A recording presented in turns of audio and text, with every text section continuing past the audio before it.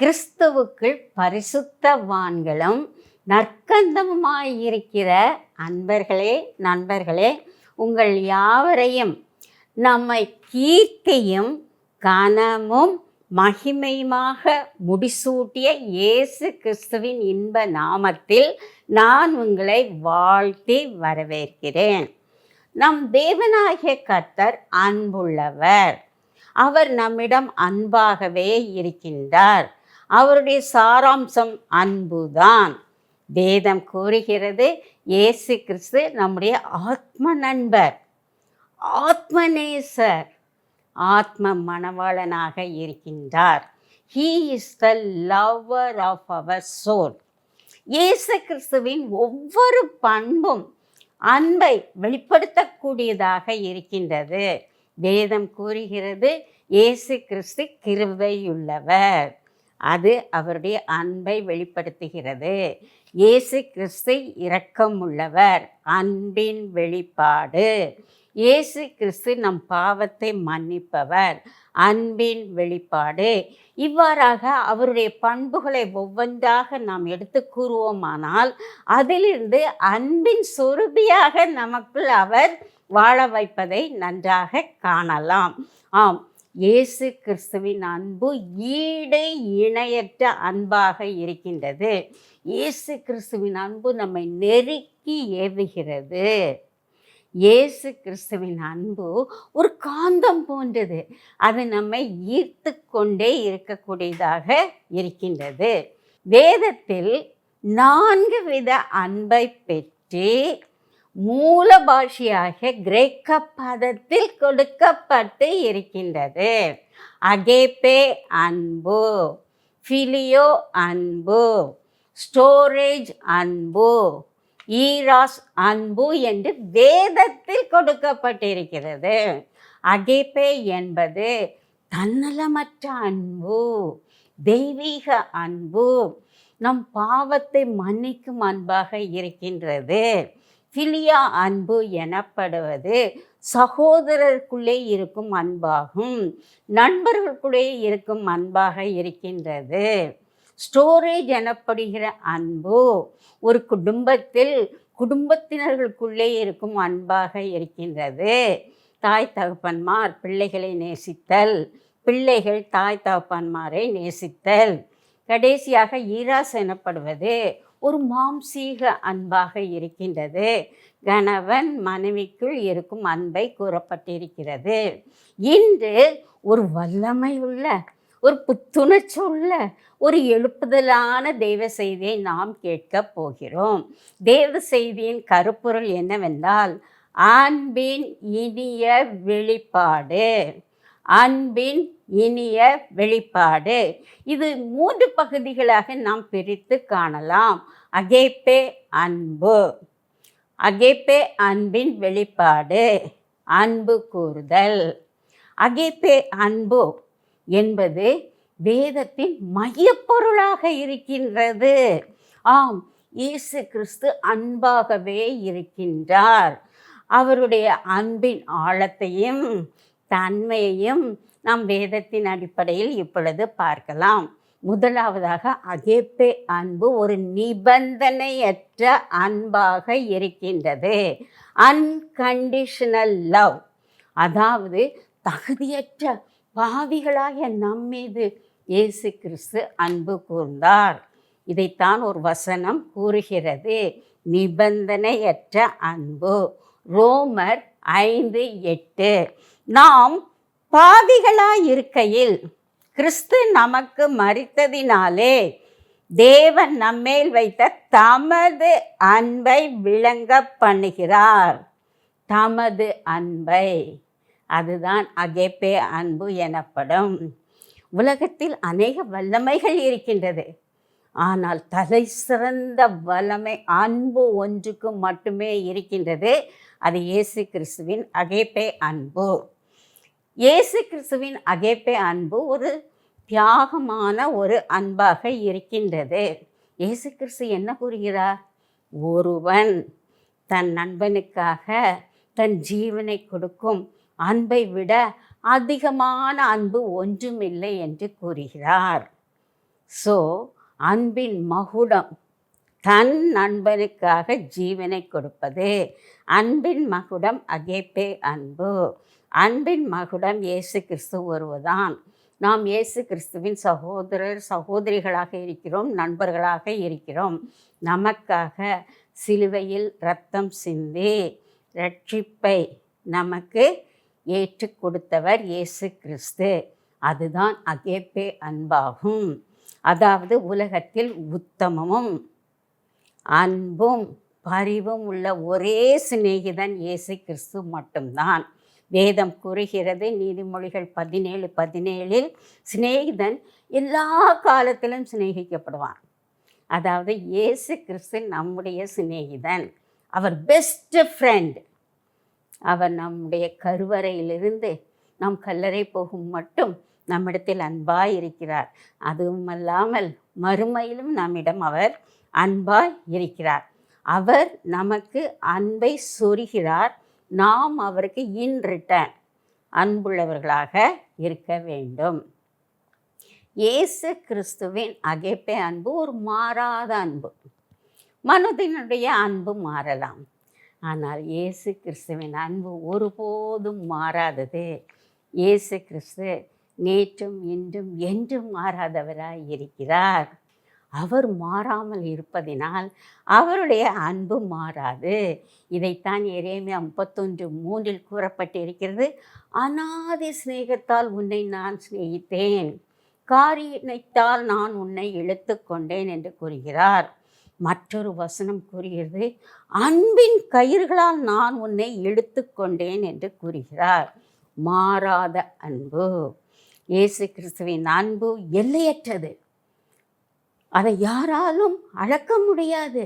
ஆம், வசனம் கூறுகிறது, எபேசியர் 3:18 இவ்வாறு கூறுகிறது, சகல பரிசுத்தவான்களோடும் கூட கிறிஸ்துவினுடைய அன்பின் அகலமும் நீளமும் ஆழமும் உயரமும் இன்னதென்று உணர வேண்டும். எனவே இயேசு கிறிஸ்து இரக்கத்தில் ஐஸ்வர்யம் உள்ளவராயிருந்து நம்மீது மிகுந்த அன்பை செலுத்தினார். அவருடைய அன்பின் ஆழத்தை, உயரத்தை, நீளத்தை, அகலத்தை யாராலும் அளக்க முடியாது. அதுதான் அகேப்பே அன்பு. இயேசு கிறிஸ்துவின் அகேப்பே அன்பு பாகுபாடின்றி செயல்படும் அன்பாகும். ஆம், இயேசு கிறிஸ்து எல்லோரிடமும் ஒரே விதமான அன்பை செலுத்தினார். That is universal love. ஏனென்றால் அவர் அன்பு செலுத்தும் பொழுது ஏழை என்றும் பணக்காரர் என்றும் இல்லை, படித்தவர்கள் என்றும் படியாதவர்கள் என்றும் இல்லை, மேல் ஜாதி கீழ் ஜாதி என்று இல்லை. இயேசுவின் அன்புக்கு முன்னால் யூதன் என்றும் இல்லை, கிரேக்கன் என்றும் இல்லை, அடிமை என்றும் இல்லை, சுயாதீனம் என்றும் இல்லை, ஆண் என்றும் இல்லை, பெண் என்றும் இல்லை. He is not respecter of person. அதுதான் யூனிவர்சல் லவ். அந்த அன்பு நிமித்தம் நம்மிடம் அன்பாக இருக்கிறார். இப்பொழுது இரண்டாவதாக நாம் பார்க்க போவது, இயேசு கிறிஸ்து அகேப்பே அன்பை எவ்வாறு நம்மீது வெளிப்படுத்தினார். அதை சற்று சிந்தித்து பார்க்கலாம். அதாவது சமுதாயத்தில் நொறுக்கப்பட்டு ஒடுக்கப்பட்டு புறக்கணிக்கப்பட்ட மக்கள் மீது இயேசு அன்பாக இருந்தார். இயேசுவுக்கு மற்றொரு பெயர் பாவிகளின் நண்பன். இவ்வுலகத்தில் இருந்த பொழுது இயேசு கிறிஸ்து பாவிகளோடும் ஆயக்காரரோடும் பழகினார், நடந்தார், அவர்கள் வீட்டிற்கு சென்றார், போஜனம் சாப்பிட்டார். அவர்கள் நேசித்து தன் சொந்தமாக ஏற்றுக்கொண்டார்.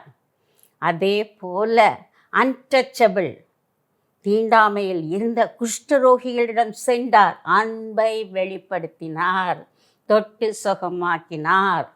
பாவியான ஸ்திரீயை கல்லெறியும்படி கொண்டு வந்தார்கள். இயேசு கிறிஸ்து அன்பை வெளிப்படுத்தினார். என்ன செய்தார்? அவளுடைய பாவத்தை மன்னித்து அன்பு கூர்ந்து அனுப்பிவிட்டார். உலகத்தாரால் வெறுக்கப்பட்டு ஒடுக்கப்பட்டிருந்த சகேயுவை நேசித்தார். அவன் வீட்டிற்கு சென்றார், போஜனம் பண்ணினார், அவனுடைய வீட்டிற்கு ரட்சிப்பை கொடுத்து அன்பை வெளிப்படுத்தினார். அடுத்ததாக அவர் அன்பின் வெளிப்பாடு என்னவென்றால் மனதுருக்கம். இயேசு கிறிஸ்து அன்புள்ளவராக இருந்ததினால் மனதுருகினார். வேதம் கூறுகிறது, இயேசு கிறிஸ்து வியாதியஸ்தர்களை கண்டு மனதுருகினார், அவர்களை சொஸ்தமாக்கினார். திரளான ஜனங்களை கண்டு மனதுருகினார். மேய்ப்பன் இல்லாத ஆடுகளைப் போல இருக்கிறார்கள் என்று அன்பு கூர்ந்தார். குருடர்கள் மீது அன்பு கூர்ந்தார். விதவையின் மீது அன்பு கூர்ந்தால் அதனால்தான் விதவையின் மகனை பாடையில் எடுத்து செல்லும் பொழுது இயேசு கிறிஸ்து மனதுருகி அந்த பாடையை தொட்டு அந்த மகனை உயிரோடு எழுப்பினார். இயேசு கிறிஸ்து நம்மிடம் ஒரு மேய்ப்பனாக மனதுருகி அவருடைய அகேப்பே அன்பை வெளிப்படுத்துகிறார். நாம் தொலைந்து போன ஆடுகள், இயேசு கிறிஸ்து ஓடோடி வருகிறார். தொலைந்த ஆடுகளை அவர் கண்டடிக்கிறார். தோளின் மீது போட்டு கொண்டு போய் நீர்ப்பாய்ச்சலான இடத்திற்கு கொண்டு போகிறார், புல்லுள்ள இடத்திற்கு கொண்டு போகிறார். அதுதான் மனதுருக்கம். இயேசு கிறிஸ்து மனதுருகி ஒரு தகப்பனை போல செயல்படுகிறார். நாம் எல்லாரும் ஒரு கெட்ட குமாரனை போல இயேசுவை விட்டு ஓடிவிடுகிறோம். அவரிடத்தில் வரும்பொழுது அவர் நம்மை அரவணைத்து முத்தமிட்டு அன்பை வெளிப்படுத்துகிறார். ஒரு நல்ல சமாரியன் போல நாம் துன்பத்தில் இருக்கும் பொழுது நம்மிடம் வந்து நமது காயங்களை கட்டி அவர் நம்மை பராமரிக்கிறார். அடுத்த அன்பின் வெளிப்பாடு என்னவென்றால், நான் உங்களை திக்கற்றவர்களாக விடேன் என்று கூறுகிறார். This is the revelation of agape love of Jesus Christ. திக்கற்றவர்களாக நம்மை விடமாட்டார்.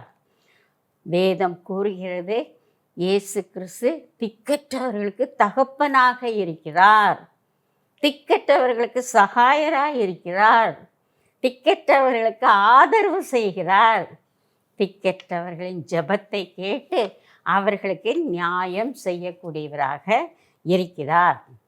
மற்றொரு அன்பின் வெளிப்பாடு என்னவென்றால், நம்மை தாங்குகிறார். எப்பொழுதெல்லாம் தாங்குகிறார்?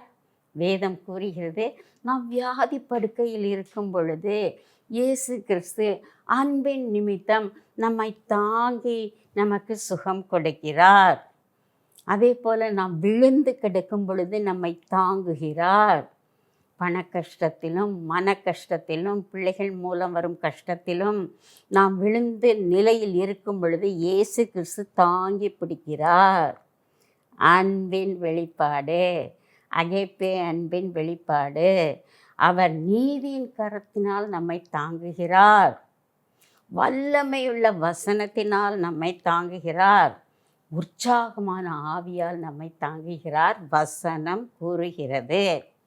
மற்றொரு வெளிப்பாடு என்னவென்றால், இயேசு கிறிஸ்து ஊழியக்காரர்கள் மீது அதிக அன்பு செலுத்துகிறார். ஊழியக்காரர்களின் சுகத்தை விரும்புகிறார். ஊழியக்காரர்களை என்ன செய்கிறார்? அக்கினி ஜுவாலைகளாக மாற்றுகிறார். மேலும் பாழாக்கும் கொள்ளை நோயிலிருந்து ஊழியக்காரர்களை தப்பு வைக்கிறார். சிங்கத்தின் கெபியிலிருந்தும் அக்கினி சூழலில் இருந்தும் சிறைச்சாலையில் இருந்தும் ஊழியக்காரர்கள் இருக்கும் பொழுது அவர்களை விடுவித்து அன்பின் நிமித்தம் அவர்களுக்கு ஒரு நல்ல நண்பனாக இருக்கின்றார். அதே போல் பிசாசின் பிடியில் இருப்பவர்களை பிசாசின் பிடியிலிருந்து விடுதலை செய்கிறார். நமக்கு அடைக்கலமும் அரணுமாக இருந்து நம்மை பாதுகாத்து வருகிறார். இவை யாவும் அன்பின் வெளிப்பாடுகள். மூன்றாவதாக நாம் பார்க்க போவது, இயேசு கிறிஸ்து கூறுகிறார், அன்பு கூறுங்கள். உங்கள் விரோதிகள் மீது அன்பு கூறுங்கள், பிறன் மீது அன்பு கூறுங்கள் என்று கூறுகிறார். ஆம், இயேசு நம் மீது அன்பு கூறுகிறார், நாம் பிறர் மீது அன்பு கூற வேண்டும். அதற்காகத்தான் இயேசு கிறிஸ்து 2 கட்டளைகளை கொடுத்திருக்கிறார். கர்த்தராகிய ஆண்டவரிடத்தில் உன் முழு இருதயத்தோடும், உன் முழு மனதோடும், உன் முழு பலத்தோடும் அன்பு கூற வேண்டும் என்று கூறுகிறார். உன்னிடத்தில் நீ அன்பு கூறுவது போல பிறனிடத்திலும் அன்பு கூற வேண்டும் என்று கூறுகிறார். இயேசு கிறிஸ்து நம்மிடமிருந்து எதிர்பார்ப்பது காணிக்கை அல்ல, பலி அல்ல, உபவாசம் அல்ல, அன்பு மட்டும்தான் எதிர்பார்க்கிறார். நாம் இயேசுவிடம் எப்படி அன்பு கூற வேண்டும்? பெஸ்ட் எக்ஸாம்பிள் அந்த பாவியான ஸ்திரீ. பாவியான ஸ்திரீயைப் போல இயேசுவிடம் செல்ல வேண்டும். அவருடைய பாதத்தை நம்முடைய கண்ணீரினால் கழுவ வேண்டும். அவர் பாதத்தை முத்தம் செய்ய வேண்டும். அவர் பாதத்தில் விலை உயர்ந்த பரிமள தைலத்தை பூச வேண்டும். அப்பொழுது இயேசு கிறிஸ்து நமக்கு ஒரு நற்சாட்சி கொடுக்கிறார் நமது அன்புக்கு. என்ன கூறுகிறார்? லூக்கா 7:47 கொடுக்கப்பட்டிருக்கிறது. இவள் மிகவும் அன்பு கூர்ந்தாளே. அந்த நற்சாட்சியை பெறுவோமா? இயேசு நம்மில் அன்பு கூர்ந்தது போல நாமும் இயேசுவில் அன்பு கூறுவோமா? மேலும் இயேசு கிறிஸ்து ஒரு கேள்வியை நம்மை பார்த்து கேட்கிறார். அன்று பேதுருவை பார்த்து 3 முறை கேட்ட அதே கேள்வியை இன்று கேட்கிறார். என் மகளே, என் மகனே, நீ என்னில் அன்பு கூறுகிறாயா என்று கேட்கிறார். அந்த வசனத்தை உங்களுக்கு இப்பொழுது நான் வாசிக்கப் போகிறேன். பேதுருவிடம் கேட்ட ஒரு வினா. யோவான் 21:15 முதல் பாகம். அவர்கள் போஜனம் பண்ணின பின்பு இயேசு சீமோன் பேதுருவை நோக்கி, யோனாவின் குமாரனாகிய சீமோனே, இவர்களிலும் அதிகமாய் நீ என்னிடத்தில் அன்பாயிருக்கிறாயா என்றார். நீ என்னிடத்தில் அன்பாயிருக்கிறாயா? ஒரு குட் கொஸ்டின் இயேசு கிறிஸ்து கேட்கிறார். பேதுரு 3 முறை மறுதலித்தான். என்றாலும் இயேசு கிறிஸ்து 3 முறை கேட்டு அவனுடைய அன்பை பெற்றுக்கொண்டார். இயேசு கிறிஸ்து உயிரோடு எழுந்த பின் சீஷர்களுக்கு தரிசனமானார். என்றாலும் சீஷர்கள் அதை நம்பாமல் அவர்கள் தங்களுடைய பழைய வேலை, மீன் பிடிக்கும் வேலைக்காக பேதுருவும் சில சீஷர்களும் கடலுக்கு சென்றார்கள். இயேசு கிறிஸ்து தொடர்ந்து அவர்கள் பின்னால் சென்று அவர்களுடைய அன்பை பெற்றுக்கொண்டார். இன்றும் நாம் இயேசுவை விட்டு விலகி ஓடக்கூடும். என்றாலும் இயேசு கிறிஸ்து நம் பின்னாக வந்து, என் மகளே, நீ என்னில் அன்பு கூறுகிறாயா என்று அழைக்கிறார். இங்கு யோவான் இந்த அன்பை பற்றி ஒரு டயலாக் நடந்து கொண்டிருக்கிறது. இயேசுவுக்கும் பேதுருவுக்கும் நடுவில் ஒரு டயலாக் நடந்து கொண்டிருக்கிறது. அதில் 2 விதமான கிரேக்க பதத்தை உபயோகிக்கிறார். இயேசு 3 முறை பேதுருவிடம் என்னிடம் அன்பாய் இருக்கிறாயா என்று கேட்டது அகேப்பே அன்பு. இங்கு ஒரு டயலாகை நாம் பார்க்கிறோம். இயேசுவுக்கும் பேதுருவுக்கும் இடையே ஒரு டயலாக். இந்த டயலாகில் யோவான் 2 வித அன்பை பற்றி கூறியிருக்கிறார். இயேசு கிறிஸ்து 3 முறை பேதுருவிடம் நீ என்னில் அன்பாய் இருக்கிறாயா என்று கேட்டது அகேப்பே அன்பு. பேதுரு 3 முறை ஆண்டவரே, நான் உம்மில் அன்பாய் இருக்கிறேன் என்று கூறினது பிலியோ அன்பு, சகோதர அன்பு. எனவே இயேசு கிறிஸ்து இன்று நம்மிடம் கேட்பது அகேப்பே அன்பு, தன்னலமற்ற அன்பு, மன்னிக்கும் அன்பு. மேலும் இயேசு கிறிஸ்து என்ன கேட்கிறார்? இவைகளிலும் அதிகமாய் என்னை நேசிக்கிறாயா என்று கேட்கிறார். இவைகளிலும் என்பது என்ன? நமது குடும்பம், பிள்ளைகள், வேலை, பணம், சுகம், செல்வம், இவை எல்லாவற்றையும் விட நீ என்னை அதிகமாக நேசிக்கிறாயா என்று கேட்கிறார். Priority in love, priority love to Jesus Christ. அதுதான் அகேப்பே அன்பு. அவர் ஆண்டவரே நான் உம்மை நேசிக்கிறேன் என்று சொல்லும் பொழுது அவர் என்ன செய்கிறாரு? நமக்கு ஒரு மினிஸ்ட்ரி கொடுத்துறாரு. பேதுருக்கு கொடுத்த மாதிரி, என் ஆடுகளை மேய்ப்பாயாக என்று இன்று நம்மை பார்த்து கூறுகிறார். அதில் 3 விதமான மினிஸ்ட்ரி அடங்கி இருக்கின்றது, ஊழியம் அடங்கி இருக்கிறது. அதாவது முதலாவதாக நாம் சேவை செய்ய வேண்டும். இவ்வுலகத்தில் நாம் மற்றவர்களுக்கு சேவை புரிய வந்து இருக்கிறோம். இயேசு கிறிஸ்து என்ன செய்கிறார்? மற்றவர்களுக்கு சேவை செய்தார். அவர் ஊழியம் கொள்ளும்படி வராமல் மற்றவர்களுக்கு ஊழியம் செய்யும்படி வந்தார். அதே போல் நாமும் மற்றவர்களுக்கு ஊழியம் செய்ய வேண்டும். அதுவும் இல்லாமல் இயேசு கிறிஸ்துவின் அந்த சுவிசேஷத்தை மற்றவர்களுக்கு அறிவிக்க வேண்டும். அதுதான் ஆடுகளை மேய்ப்பது. மற்றும் சிலுவையை எடுத்துக்கொண்டு நாம் பாடுகளை அனுபவித்து இயேசு கிறிஸ்துவுக்கு பின்னால் செல்ல வேண்டும். அதுவும் இயேசுவின் அன்பை நாம் மற்றவர்களுக்கு வெளிப்படுத்துவதாக இருக்கின்றது. இப்பொழுது பேதுரு அந்த பிலியோ அன்பிலிருந்து அகேப்பே அன்புக்கு வந்து விட்டார். எப்பொழுது? இயேசு கிறிஸ்து பரமேறின பின்பு. எனவே அவன் மீனவனாய் இருந்தான். பின்பு அவன் மனுஷரை பிடிக்கிறவர்களாக மாறிவிட்டான். ஆம், அவன் காஸ்பல் கேப்டன், அநேகம் பேரை நீதிக்குட்படுத்துகிறவர்களாகிவிட்டான். அவன் ஆத்தும ஆதாயம் செய்தான். அந்த காலத்தில் பெந்தேகோஸ்தே நாளில் சபை துவங்குவதற்கு ஒரு ஊன்றுகோலாக இருந்தவன் பேதுரு. பெந்தேகோஸ்தே நாளில் என்ன நடந்தது? அப்போஸ்தலர் நடபடிகள் 2ஆம் அதிகாரத்தை எடுத்து வாசித்து பாருங்கள். பேதுருவும் 120 சீஷர்களும் மேலறையில் இயேசுவின் கட்டளைக்கு கீழ்ப்படிந்து அன்பிற்கு உட்பட்டு ஜெபித்து கொண்டிருந்தார்கள். பரிசுத்தாவியின் வருகைக்காக ஜெபித்து கொண்டிருந்தார்கள். பரிசுத்தாவியை பெற்றார்கள். பரிசுத்தாவியின் வரங்களை பெற்றார்கள். பல பாஷை பேசினார்கள். பேதுரு பரிசுத்த ஆவியினால் நிரப்பப்பட்டவனாய், அகேப்பே அன்பினால் நிரப்பப்பட்டவனாய் எழுந்து நின்று படியாத அவன். இயேசு கிறிஸ்து தான் மேசியா, இயேசு கிறிஸ்து ஒருவரே இரட்சகர் என்று பல வசனங்களை கூறி அவர்களுக்கு தெளிவுபடுத்தினான். பின்பு அவன் அற்புதங்களையும் அடையாளங்களையும் செய்தான். இயேசு கிறிஸ்துவின் நாமத்தினால் ஒரு முடவனை சுகமாக்கினான். அவன் நடந்து செல்லும் பொழுது, அவனுடைய நிழல் விழுந்த பொழுது அங்கு வியாதியஸ்தர்கள் சுகமானார்கள் என்று கூறப்பட்டது. அகேப்பே அன்பு.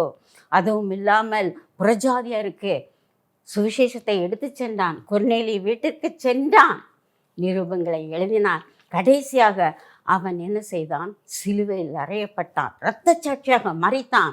அவன் சிலுவையில் அறையும் பொழுது என்ன கூறினான்?